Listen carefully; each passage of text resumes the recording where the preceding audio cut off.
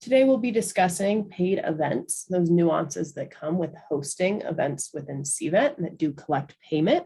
So we'll look at both the side of how that might impact you as the event planner, as well as things you should be aware of that might impact the constituent experience or those individuals who are registering for your events. I will be relying heavily on this paid event wiki that everyone has access to. And really the big thing here is there's so many details around paid events, and sometimes we learn new things and we always try to come back and document it here. So knowing there's many details, I definitely don't remember all of them. So I often reference this myself, even though I created it, just to get some of the specific details.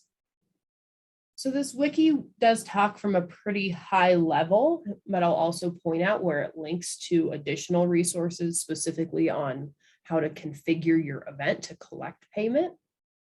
And between the two of those resources, you should be really in great shape to host a paid event. I will highlight one thing we noticed recently.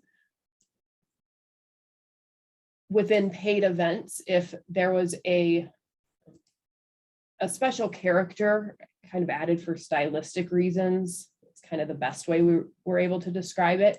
Like in this example, alumni event, space 2022. They were running into payment errors and it had to do with that special character. So unless you're using those special characters for grammatical necessary reasons, please avoid them. Jumping into the overview and focus on those service fees, I will be referencing this graphic up at the top. So all of our Cvent users, once you're able to launch your events, registrants can access those on their websites, probably a web link that you provided to them.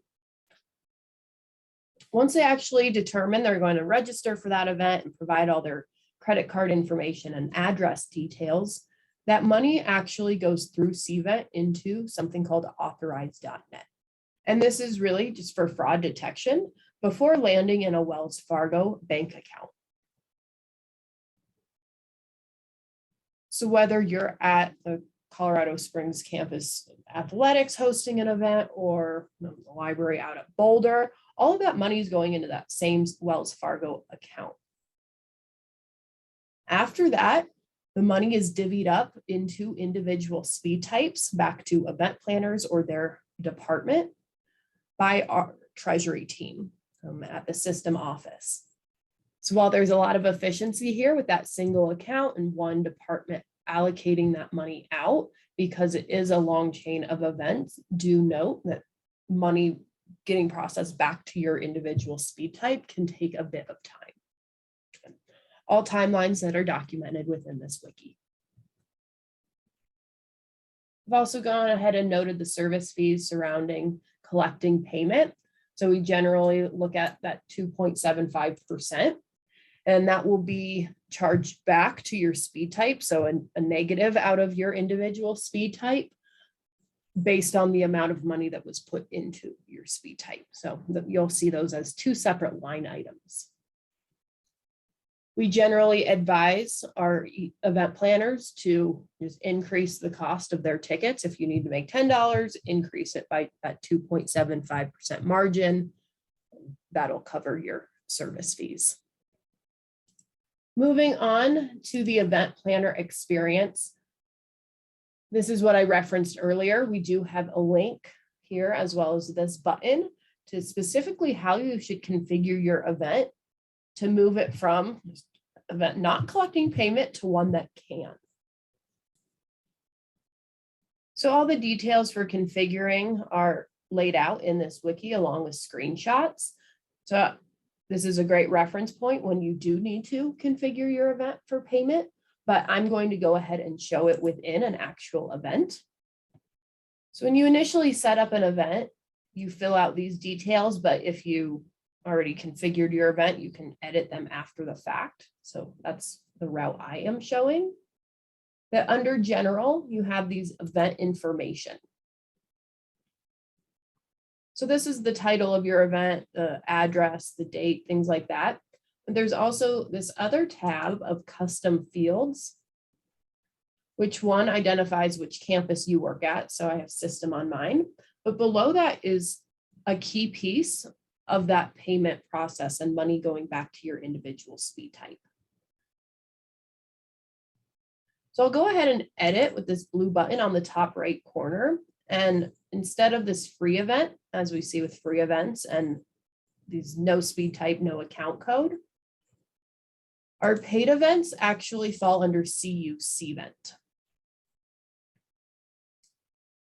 And once that's selected, the options that you can check in your speed type vary.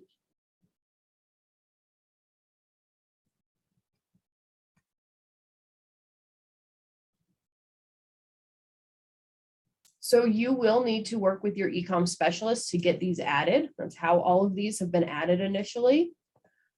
So if yours is not there yet, you will need to get it added via your eComm specialist. If you're not sure what your account code is or your speed type is, talk to whoever is in your finance department and they'll be able to kind of connect some of those dots for you. I'll select the one I know we use. And with that, we also have our account code. And I'll go ahead and say save. Again, this piece is key to ensuring that once the money is actually in that Wells Fargo account, it goes back to you, the event planner, or your department. Next, you need to configure under registration. We have registration settings. From here, if you scroll to the bottom, there's pricing, which is currently turned off, but you can edit with this little pencil icon and change that radio button to yes, I do need pricing. You do not need to populate the event prefix for invoicing or a revenue goal, although you're welcome to. We do want your merchant account to be set to Cvent. We also want to ensure that the payments allowed are all of them, unless you have a specific reason you don't want to accept one, but I don't have a good case for that. To save those details, you'll scroll up and hit the little checkbox within that pricing box. Once pricing has been enabled, you'll notice the pricing item showed up within the navigation. So this is where you would need to click into and set the actual price for your event. So you do that within this edit button, at which point you can also set early bird pricing or even a refund policy. Once your pricing is set up, you also need to add a widget to your website for individuals to review that pricing, input their credit card information as well as their address details. So to do that, I will go ahead and expand the website in the navigation and then click on event website. And from there, I can open the site designer with this blue button.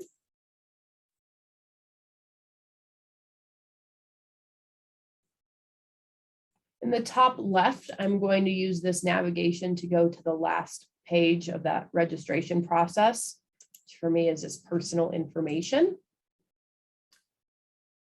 This is where I scroll down on this panel, I can see where they input first name, last name, email, but I could also go ahead and add this payment widget. Seeing that on the right-hand side, drag it and drop it on in here.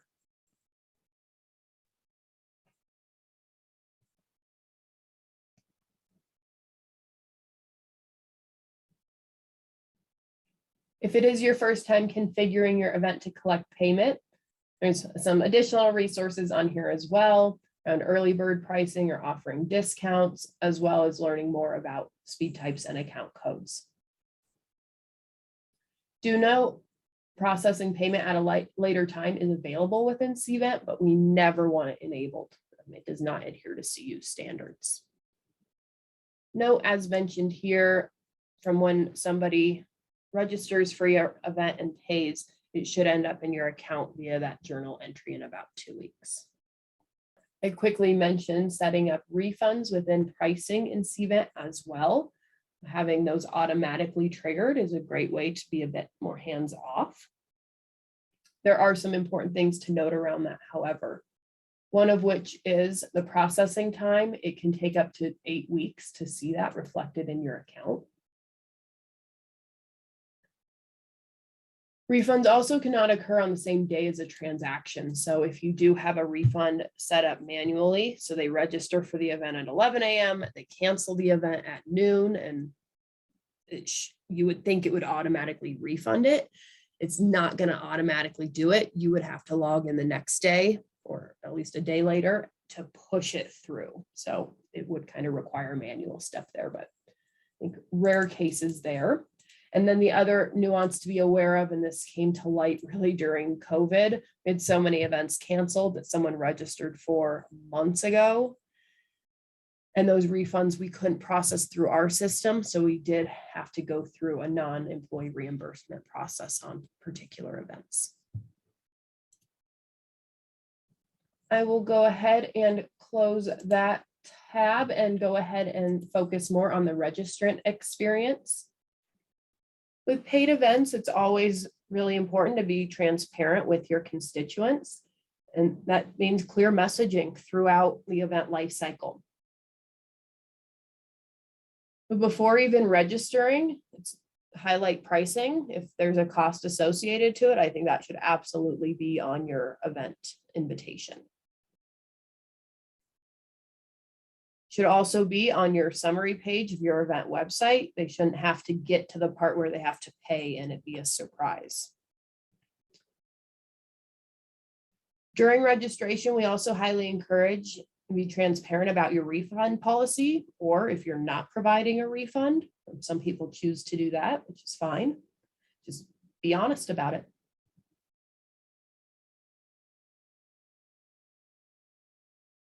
Some post-registration details, often overlooked but can be so useful, is letting them know how it's going to show up on their bank statement. We've had cases where people try to cancel. It might be a bit of an event that they don't quite connect to the university.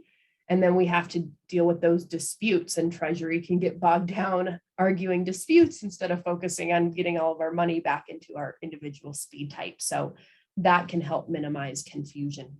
Benefits everyone. It's also a great time to reiterate that refund policy. So registrants will see that charge on their credit card really quickly, even though you might not see the money back in your account for about 2 weeks. And the same is kind of true on that refund side, that it should appear to them within about 3 to 5 business days, even though it could take up to 8 weeks for that to be reflected in your account. So luckily, that constituent experience is still pretty seamless. The timeframes for the event planner might be a little longer than you might anticipate. I also want to highlight some specific things to international registrants and a couple of limitations, but there are workarounds. On occasion, they are rare that transactions can fail due to too many characters being in the international address. And so we have to ask Treasury to lift a verification filter temporarily for those to process through. So if you know you're going to have a lot of international registrants, heads up is great on that. If you see transactions not going through and notice they are an international registrant, could absolutely be the case. So you can reach out at that point as well. My last mention, if you have any questions around paid events, do get in contact with your eComm specialist. We generally point folks to the Cvent help and support, and while they can do a lot of it and some of that configuration, because half of that process really falls on the CU side, they might not be able to shed light on it. So paid events, that's a topic that you probably want to talk to somebody a bit more internal. But once you get it set up for that first event and understand the basics, it seems to flow really well.